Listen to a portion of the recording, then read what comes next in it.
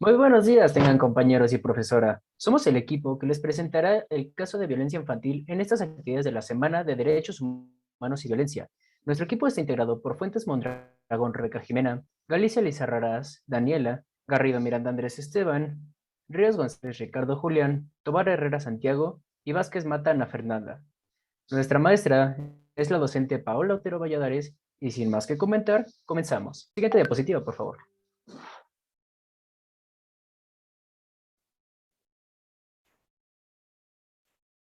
Ok, en esta presentación tocaremos temas como es la violencia, la corrupción, la negligencia, el maltrato sexual y emocional, entre otros muchos que se relacionen con este tema justamente de violencia infantil.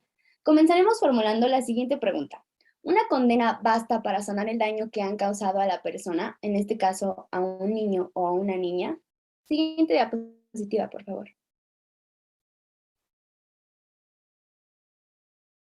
Ok, para empezar, la infancia es una etapa muy bonita y es una etapa esencial de la vida de cualquier persona. Esta tiene mucho impacto en el desarrollo de cualquier ser humano, pues nuestras vivencias en esta etapa impactan en nuestra vida adulta y a futuro, y más cuando estas experiencias no son del todo gratas, es decir, son negativas. Se ha visto desde un enfoque psicológico que muchos de los problemas en nuestra vida adulta tienen una raíz en nuestra niñez. Sabiendo esto, podemos ver cómo el maltrato infantil es de suma importancia como problemática y por qué es primordial que se hable, que se visibilice y también se tome la debida importancia.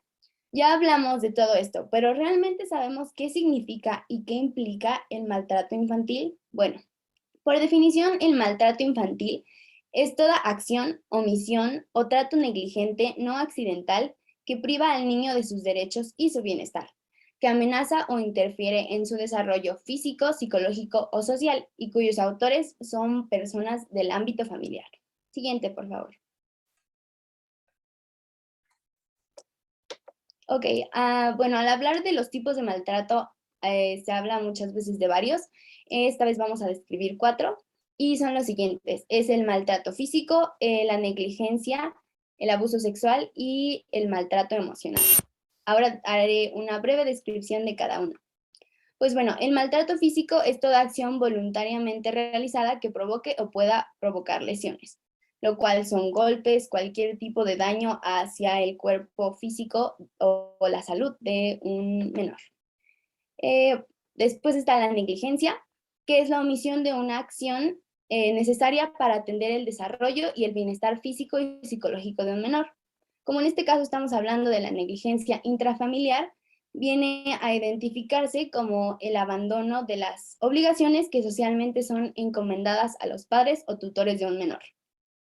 Ejemplos de esta es cuando no se proporciona la alimentación adecuada para el niño de acuerdo a su edad, cuando se descuidan sus necesidades tanto en el vestido como en el calzado, cuando no se atienden sus necesidades sanitarias, esto quiere decir no se le proporcionan vacunas, medicación a tiempo, las dosis indicadas, no hay atención médica, etc. Y cuando se descuidan también sus necesidades educativas.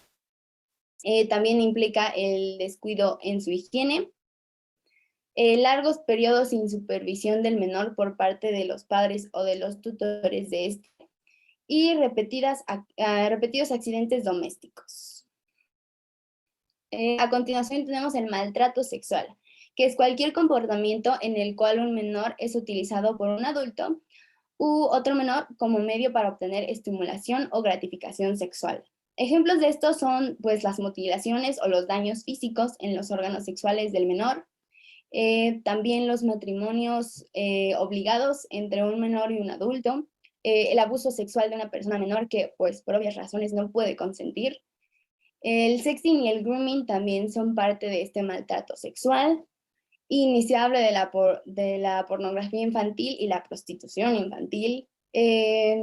También está la no aceptación de la identidad sexual y también hay negligencia sexual, que forma parte de este maltrato. Y por último tenemos el maltrato emocional, que es toda acción, actitud o incapacidad de proporcionar un ambiente emocional propicio para el desarrollo psicológico, y físico que permita lograr independencia y seguridad. Ejemplos de esto otra vez son conductas de ignorar al menor, actitudes de distanciamiento, de desapego o la privación de afecto y de seguridad que obviamente un niño, cualquier niño necesita. Conductas como, bueno, conductas dañinas como gritar al menor, enfurecerse con él, regañarlo violentamente o incluso amenazarlo. Y por último también tenemos comportamientos antisociales que se muestran por parte del padre o el tutor. Estos comportamientos son muchas veces inadecuados. Ejemplos de estos son emborracharse, drogarse o que el menor sea testigo de conductas violentas. Siguiente diapositiva, por favor.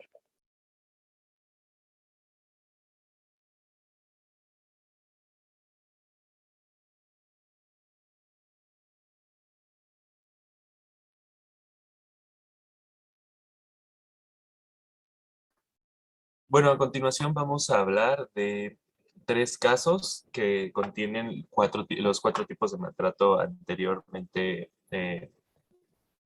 expuestos. Entonces, son casos que nos resultaron bastante crudos y muy, muy, muy indignantes por los actos de violencia y todo lo que se lleva a cabo en estos. El primero es de Gabriel.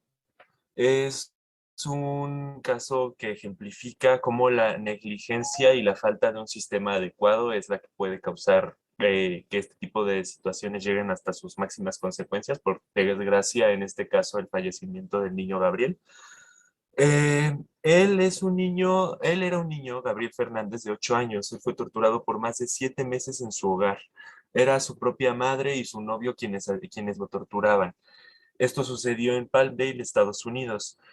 Él mostró signos de violencia todo el tiempo. Él era golpeado con un bat de béisbol, recibió varias fracturas de huesos, nunca se le llevó a un hospital para que se le atendieran sus heridas, se le obligó a comer arena de gato, le disparaban con balines y existían varias señales de abuso y entre muchísimas otras conductas muy, muy reprobables y asquerosas.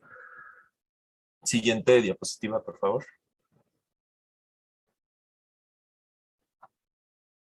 En este caso, en el caso de Gabriel, se pueden remarcar tres derechos que fueron violados. El primero fue el artículo 5, en el que se prohíbe la tortura. El artículo 25, en donde se establece que se debe de tener un derecho a un nivel de vida adecuado. Y el artículo 3, el derecho a la vida, sin contar todos los daños emocionales y psicológicos que se le causaron al niño. Muchas personas, aquí es en donde viene lo más denigrante y que enoja más, pues muchas personas denunciaron estos abusos e incluso el mismo menor Gabriel fue el que llamó una vez a las autoridades para pedir ayuda y estos lo que hicieron fue amenazarlo y asustarlo con meterlo a la cárcel por estar mintiendo. Esto refleja que muchas veces este tipo de cosas podrían prevenirse o al menos solucionarse en tiempo y forma si las autoridades tuvieran un sistema adecuado que pudiera atender este tipo de cosas. Y además de la negligencia que fue la culpable de que este abuso se extendiera durante más tiempo. Además de que también se nota la inocencia que llega a tener un niño. La maestra de Gabriel eh, llegó a decir, el niño lo único que solo quería que su madre lo amara, solo trataba de hacerla feliz. Esto nos dice mucho sobre Gabriel y los niños en general. Ellos son personas que aún están desarrollándose y son muy inocentes, no saben distinguir entre lo que está bien y lo que está mal. Y es por esto que este tipo de acciones son aún más reprobables porque se están ejerciendo contra una persona que está indefensa tanto física como psicológicamente ante este tipo de abusos. Siguiente diapositiva, por favor. El caso terminó 4 años después, muchísimo tiempo. Gabriel falleció por todas las lesiones que fueron ocasionadas. El agresor, el novio de la madre de Gabriel, Isauro Aguirre, fue sentenciado a pena capital y en 2018 la madre de Gabriel se declaró culpable de asesinato en primer grado y aceptó el cargo de tortura. Con esto evitó la pena capital, aunque fue condenada a la cárcel de por vida. En junio del 2021 ella le pidió al juez George G. Lomeli de la Corte Superior de Los Ángeles que revisara su caso, pero él concluyó que no tiene derecho a una nueva audiencia. Este juez hizo un comentario que resulta bastante impactante. Incluso los animales saben cómo cuidar a sus crías. Esto va más allá de lo animal. Siguiente diapositiva, por favor. Bueno, los siguientes dos casos que vamos a exponer fueron extraídos del libro El manto púrpura de San Juana Martínez y los demonios del Edén de Lidia Cacho. Estos dos libros son sumamente crudos y reflejan una realidad muy triste e indignante para varios menores, en donde los abusos psicológicos y físicos son la cosa más común y nos ha provocado coraje, rabia y rencor. Son sentimientos bastante difíciles de digerir por las cosas tan fuertes que se describen. Este libro empieza y se nos introduce de la siguiente manera. Miles de niños y niñas son víctimas de comerciantes que los convierten en objetos sexuales de millones de hombres que encuentran en el abuso sexual infantil y en la pornografía un deleite personal sin cuestionamientos éticos. Siguiente diapositiva, por favor.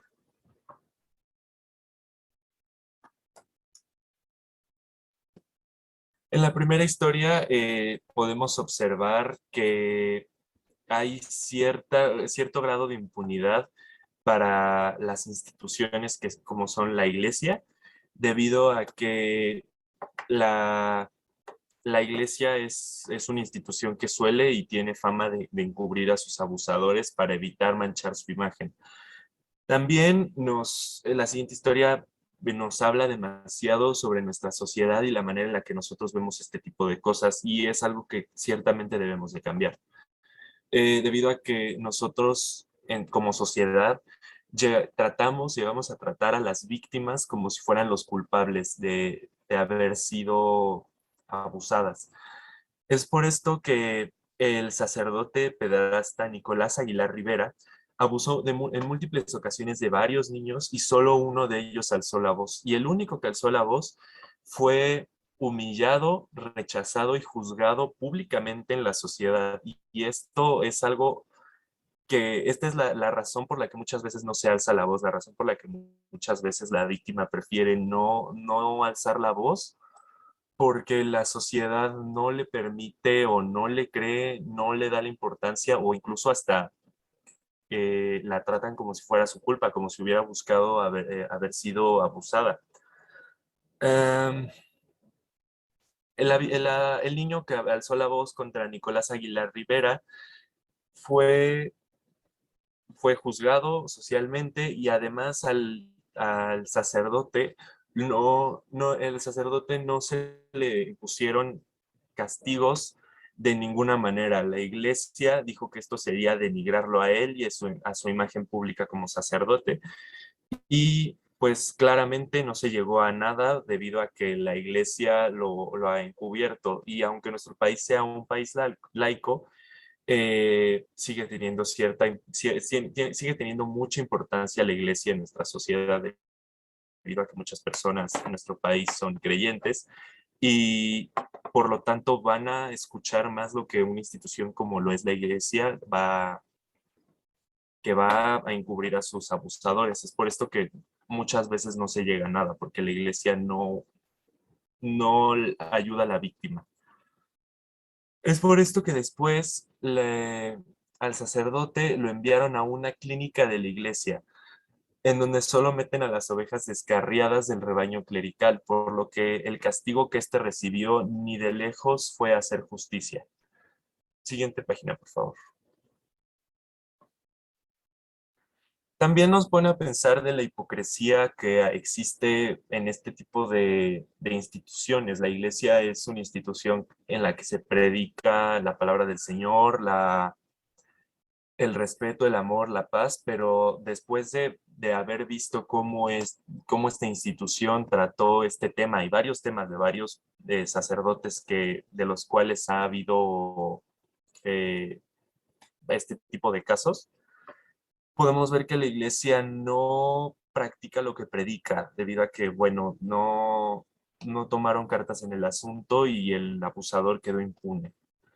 Y también esto nos pone a pensar, entonces, ¿importa más el dinero y el poder que la vida de las personas? ¿O hasta qué momento, cuál va a ser el límite en el que nuestra sociedad va a comprender que es la víctima la que debe de recibir el apoyo y debe de ser tratada como víctima, no debe de ser culpada ni nada parecido? Es entonces que pasamos a la siguiente diapositiva, por favor, para el último caso.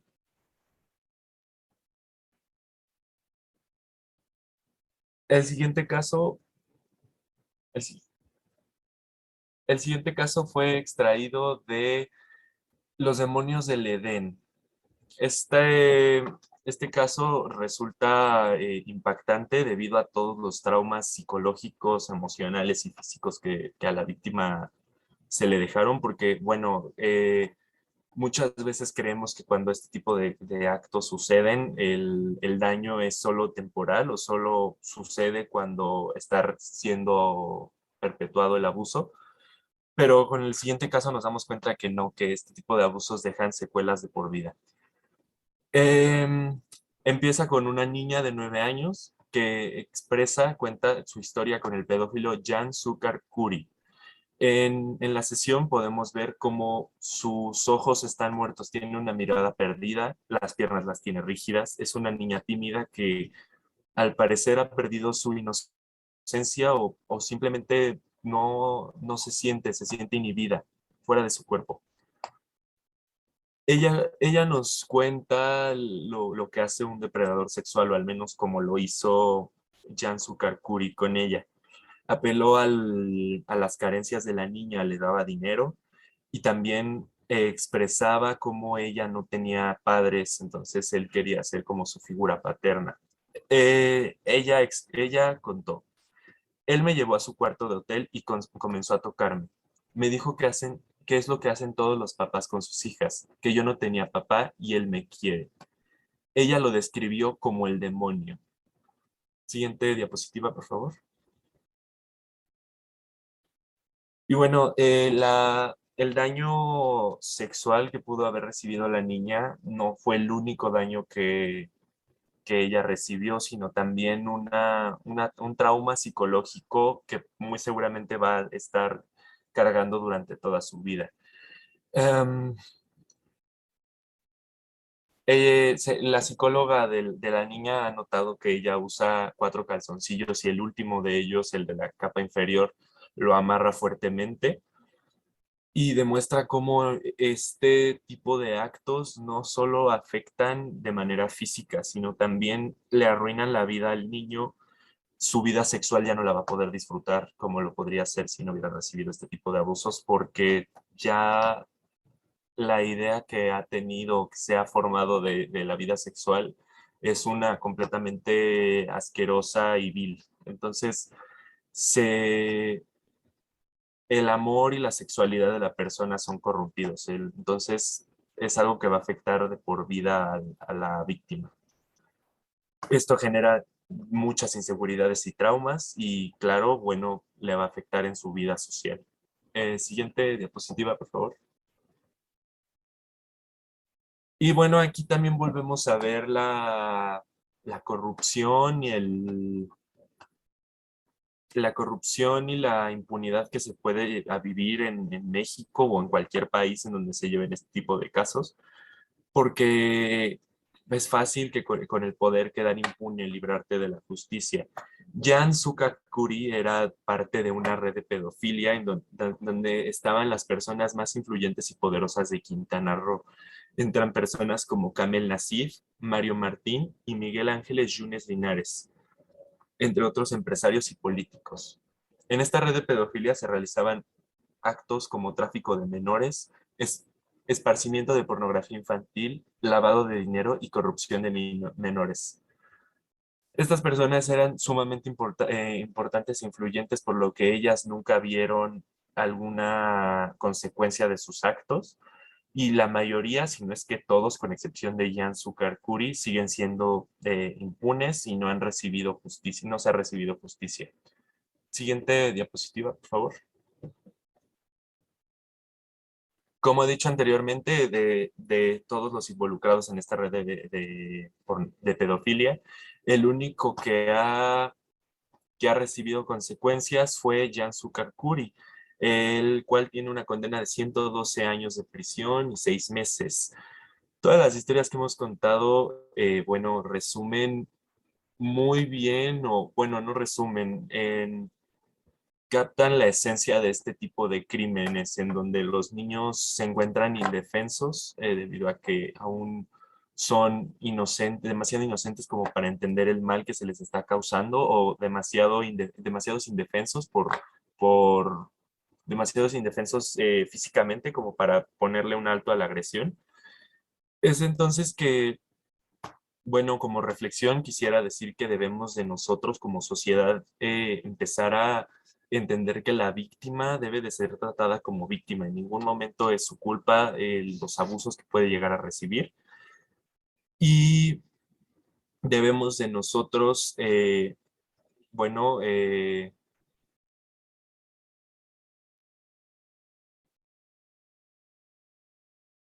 debemos de reprobar por completo este tipo de actitudes, ya que también en nosotros recae no considerar que los abusadores sean inocentes, ni tampoco que merezcan una segunda oportunidad, porque este tipo de cosas arruinan la vida de personas para siempre, las deja con secuelas casi de por vida. Entonces hay que preguntarnos, ¿cuánto vale una vida destruida? ¿Es, es lo suficiente como para que nosotros como sociedad entendamos que debemos de hacer un cambio? Porque el mundo, este es el mundo que hemos creado, uno en donde existe la impunidad, en donde puedes arruinarle la vida a un niño y salirte con la tuya si tienes el dinero, las influencias necesarias para no ver ningún tipo de justicia.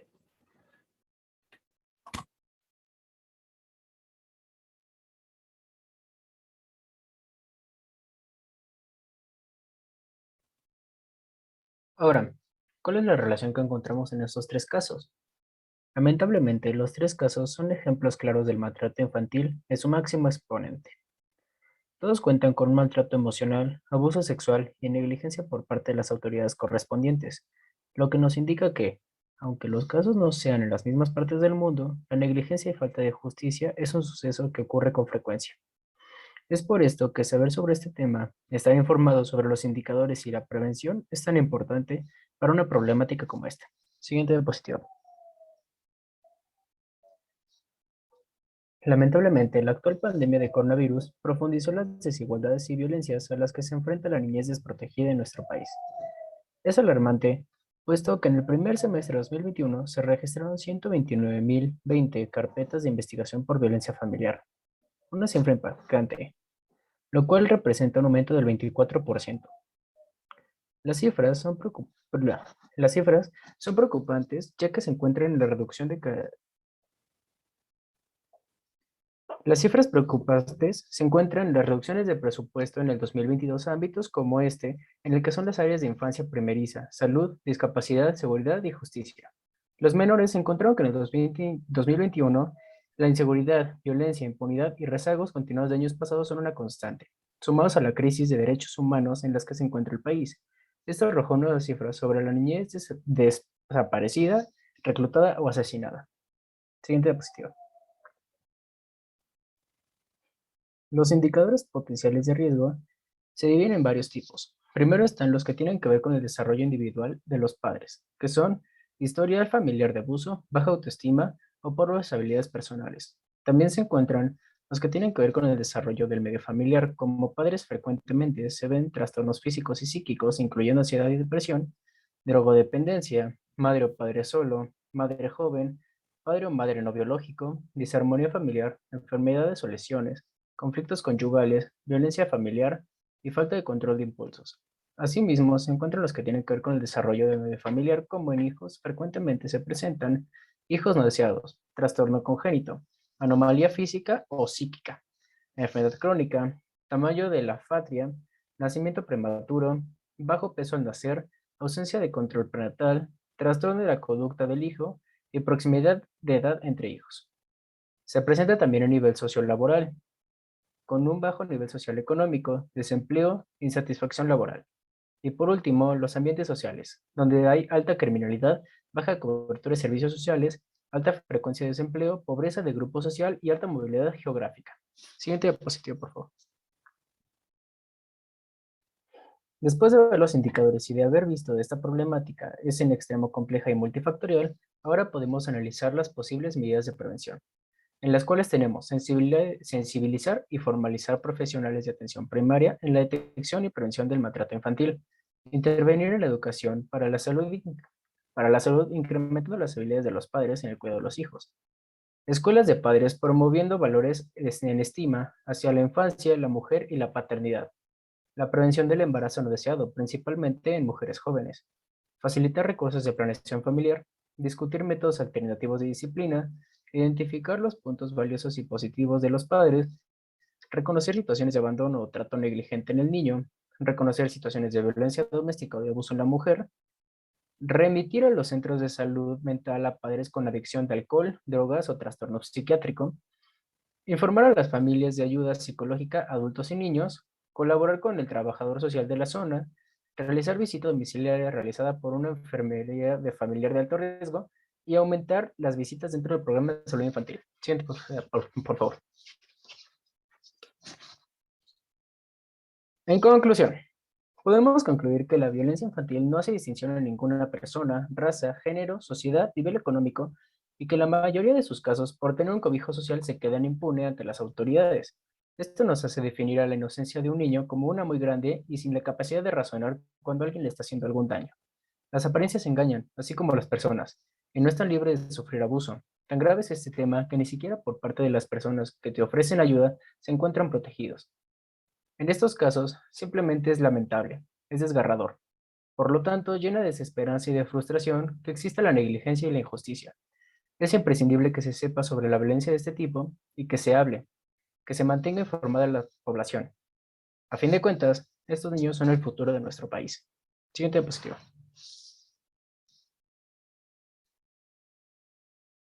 Muchas gracias por su atención.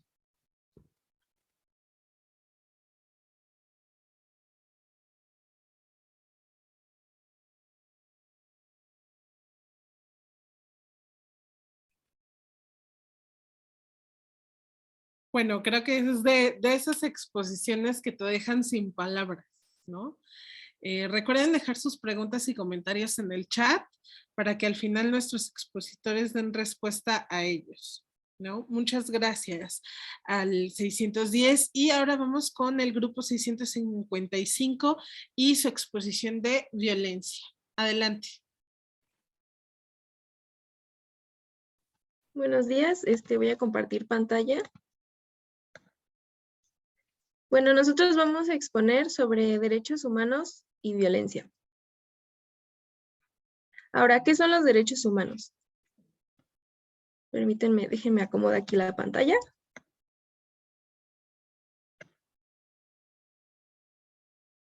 Bueno, la Comisión Nacional de los Derechos Humanos es un organismo autónomo del Estado mexicano que, además de vigilar el respeto a los derechos fundamentales, está obligado a promocionarlos y difundirlos mediante temáticas y proyectos que estimulen el conocimiento y la salvaguarda de los derechos humanos en el ámbito de actuación de la sociedad y las instituciones públicas. Este 5 de febrero se cumplen los primeros 100 años de haberse promulgado la Constitución Política de los Estados Unidos Mexicanos de 1917. Se trata de un documento jurídico que establece nuestra identidad nacional, así como los acuerdos fundamentales para convivir en una nación democrática y de libertades.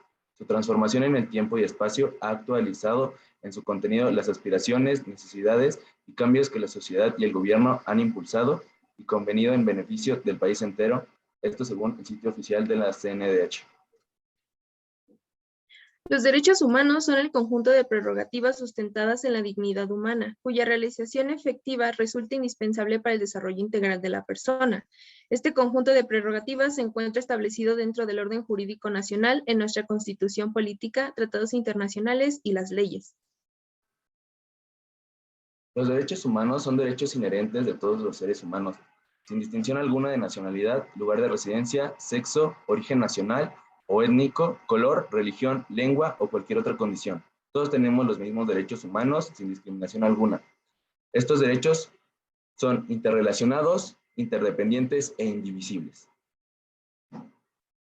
Ahora, pasando al tema de violencia, México vive un contexto de violencia originado por altos niveles de desigualdad social, impunidad y presencia extendida del crimen organizado. Pasaremos con el primer tipo de violencia, que es el bullying. Y bueno, en el bullying, ¿quiénes son los principales afectados? Niños, niñas y adolescentes que conviven en un entorno escolar. ¿Cuáles son las cifras del bullying? México desafortunadamente presenta un gran incremento de acoso escolar y cibernético. El número total de casos graves de bullying durante los años 2020 a 2021 es de 180,000. ¿Qué instituciones se encargan de ello? Naturalmente, las instituciones escolares deberían encargarse de las problemáticas de acoso escolar. Sin embargo, también instituciones de salud mental pueden ayudar con esta problemática. ¿Cuáles son las principales consecuencias del bullying? El maltrato entre pares tiene consecuencias tanto para quienes lo ejercen como para quienes lo reciben, en especial cuando esto es muy frecuente. Las consecuencias van desde el abandono escolar hasta situaciones tan graves como el homicidio o el suicidio, si no se identifican y se atienden a tiempo. Por ello, es necesario prestar especial atención al trastorno de estrés postraumático, que provoca reacciones de intenso miedo, horror o desesperanza. Cabe destacar que el bullying afecta fuertemente a la autoestima del individuo que ha sido víctima de bullying, llegando a repercutir en un gran periodo de su vida. Ahora hablaremos sobre la violencia y derechos humanos. Los principales afectados son los infantes, las mujeres, las personas con discapacidad, personas de origen indígena, migrantes y personas no heterosexuales. Según las cifras, en un informe de 2018, el relator especial sobre los defensores de derechos humanos declaró que cerca del 98% de los delitos cometidos en México quedan sin resolver. ¿Qué instituciones se encarga de esto? Pues la Comisión Nacional de Derechos Humanos. Las principales consecuencias es que México es el país número 140 en el ranking de paz, por lo que es uno de los países donde más son violados los derechos humanos. Ahora, la violencia en el deporte. ¿Quiénes son los principales afectados? Deportistas, aficionados e involucrados en la escena deportiva. ¿Cuáles son las cifras? Según el informe, el 97% de las personas sancionadas por actos de violencia en la escena deportiva son hombres. Instituciones que se encargan de ello. Instituciones deportivas, de atención psicológica y organizaciones de apoyo contra la discriminación y la violencia de género. ¿Cuáles son las principales consecuencias? La violencia en el deporte puede desarrollar una conducta agresiva a largo plazo, llegando incluso a actos de gravedad como homicidios. Para las víctimas e involucrados en este tipo de violencia, puede tener consecuencias psicológicas y tener efectos negativos en la autoestima o en el aprendizaje. Ahora, violencia de género. Los principales afectados en México son las mujeres. Según cifras, de enero a noviembre de 2021 en México fueron asesinadas 3.462 mujeres, un promedio de 10 mujeres al día. ¿Qué institutos se encargan de esto? El Instituto Nacional de las Mujeres y la Comisión Nacional para Prevenir y Erradicar la Violencia contra las Mujeres, el CONAVIM. Las principales consecuencias es que los feminicidios en México actualmente es uno de los problemas con más relevancia. Ahora, violencia ecológica o ambiental. ¿Quiénes son los principales afectados? Fauna silvestre, ecosistemas, cuerpos de agua y ciudadanía. ¿Cuáles son las cifras? En 2018 se recolectaron en promedio cada día 107.055.547 kilogramos de residuos sólidos urbanos en el territorio nacional. ¿Qué instituciones se encargan de ello? Profepa, Semarnat, Conagua, entre otras. ¿Cuáles son las principales consecuencias? La principal consecuencia de este tipo de violencia es la contaminación y explotación del medio ambiente. Ahora, el maltrato animal. Los principales afectados pues son todas las especies de animales, pero en especial los animales de compañía o animales domésticos. Según las cifras, cada año 1 millón de animales de compañía aproximadamente sufren maltrato, según cálculos de organizaciones protectoras. ¿Qué instituciones se encargan de este problema? El Centro de Investigación para la Conservación de la Vida Silvestre de la Secretaría del Medio Ambiente y Recursos Naturales, Semarnat. Las principales consecuencias es que las especies endémicas corren peligro. Además, como parte de las señales de peligro a la hora de detectar violencia doméstica o potenciales homicidas, se considera el factor de maltrato animal. Esta violencia puede ocasionar el desarrollo de trastornos tanto para las víctimas como para los victimarios. Ahora, violencia hacia el adulto mayor.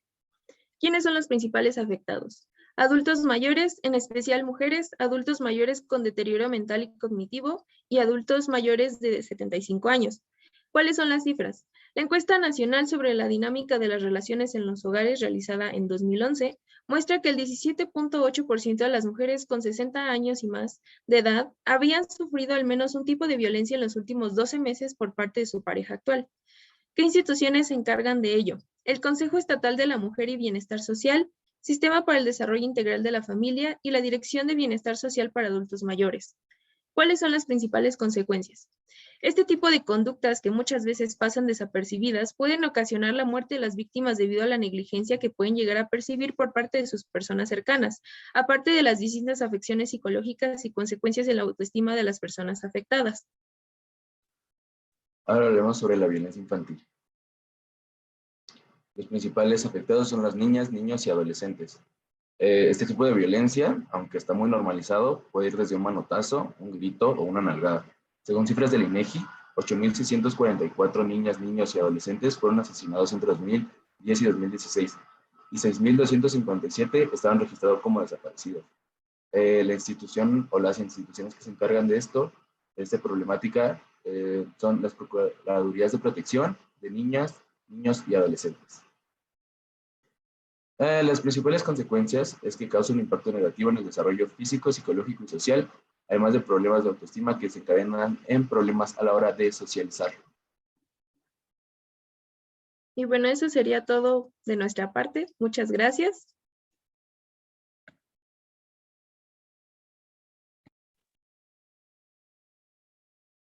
Excelente. Muy interesantes ambas. Hay algunas preguntas. A ver, para la primera exposición, ¿cómo podemos evitar entonces la violencia infantil si de acuerdo a los indicadores potenciadores de riesgo que presentaron, pues prácticamente ninguna de las familias podríamos decir que están a salvo los niños, ¿no? Porque decían desempleo, insatisfacción laboral, muchísimos potenciadores. Entonces, ¿cómo podríamos evitar entonces que se dé la violencia infantil?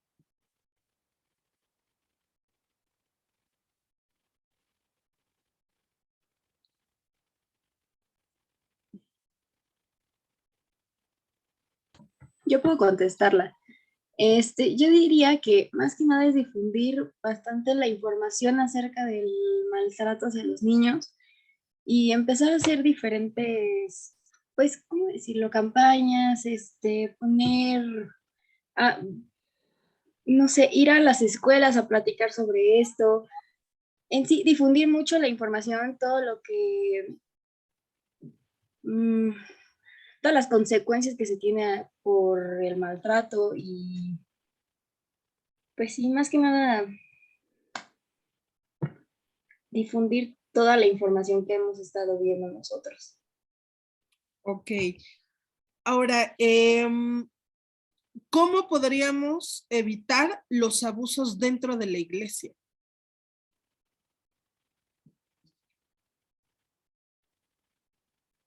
Porque está muy complicado, ¿no?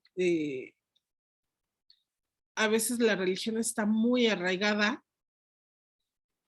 Entonces, ¿cómo podríamos evitarlo? Los abusos dentro de la iglesia.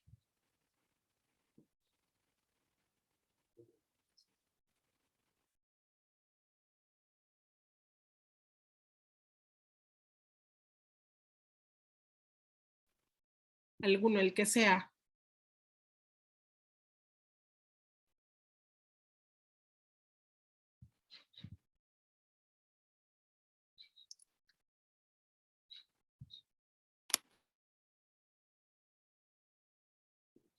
Adelante, Inti.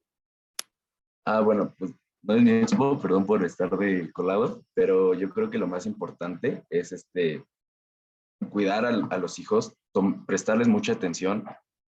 Cualquier cosa hay que prestarle atención, ¿no? No hay que decir como de, ay, es que es niño, no sabe lo que dice, ponerles mucha atención. Eso es lo primordial. Y segundo, empezar a regular la iglesia, porque sabemos que estamos en un país donde la iglesia todavía tiene mucha influencia, a lo mejor se ha perdido con el tiempo, pero todavía sigue teniendo mucha influencia. Entonces, regular esa parte, hacer como controles psicológicos a todos los integrantes de la iglesia, para mí sería una gran opción.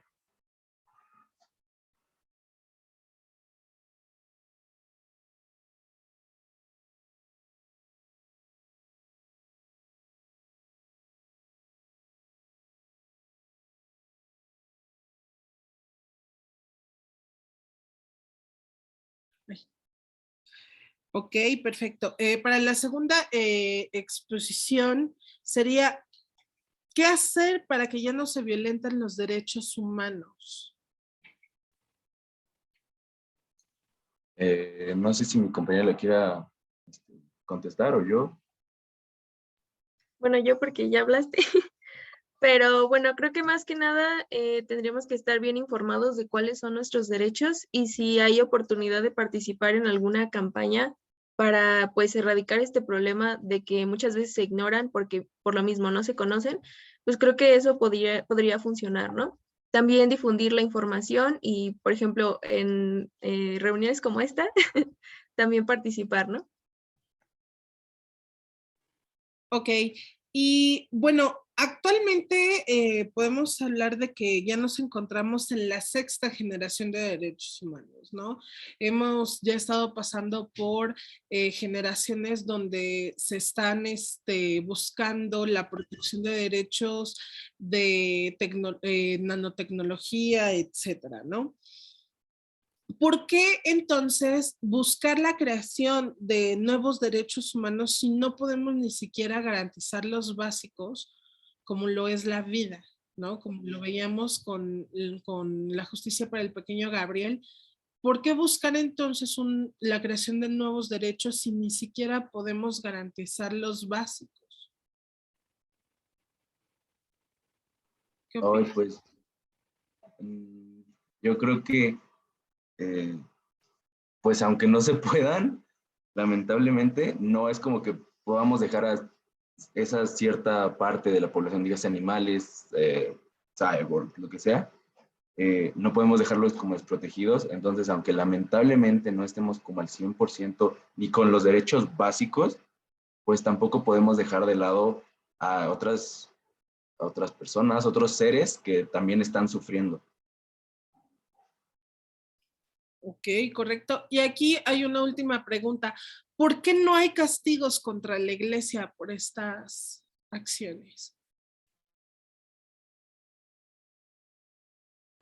La iglesia está muy protegida y sí hay castigos, pero no como deberían de ser, porque los meten justamente a una asociación de la iglesia y pasan ahí máximo 3 años, no importa qué tanto sufrió el niño, no, no importa, solamente pasan 3 años según en rehabilitación y lo que sea, pero vuelven a ser, vuelven, pues sí, a laborar tal vez no en la misma iglesia, sino que los trasladan para que se vaya olvidando poco a poco el caso, pero esa es la respuesta. Está muy protegida la iglesia y muchos de los casos no son expuestos en público justamente por esto, para que no dejen de creer en la iglesia, etcétera, etcétera.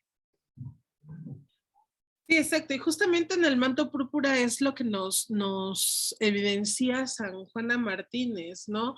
Como clérigos que cometieron abusos en México y Estados Unidos se cambian, ¿no? Bueno, ahora el de México te lo manda a Estados Unidos y el de Estados Unidos te lo manda a México, y entonces en lugar de evitar que se sigan suscitando las conductas de acuerdo a la creencia que haces, pues estás multiplicando las víctimas, ¿no? Entonces, lo único que hacen es cambiarlos, ¿no? De de iglesia y realmente no se está teniendo un verdadero castigo. Bueno, pues les agradezco muchísimo las exposiciones del día de hoy. Estuvieron increíbles, de verdad, los temas que vimos ahora. Y los invito a que continúen por este mismo medio a las siguientes ponencias, que es violencia de género, junto con las autoridades que pueden ayudar en los temas de violencia, más el tema de bullying. Entonces, los invitamos a que continúen en este mismo medio. Muchísimas gracias. Gracias, hasta luego. Gracias, hasta luego.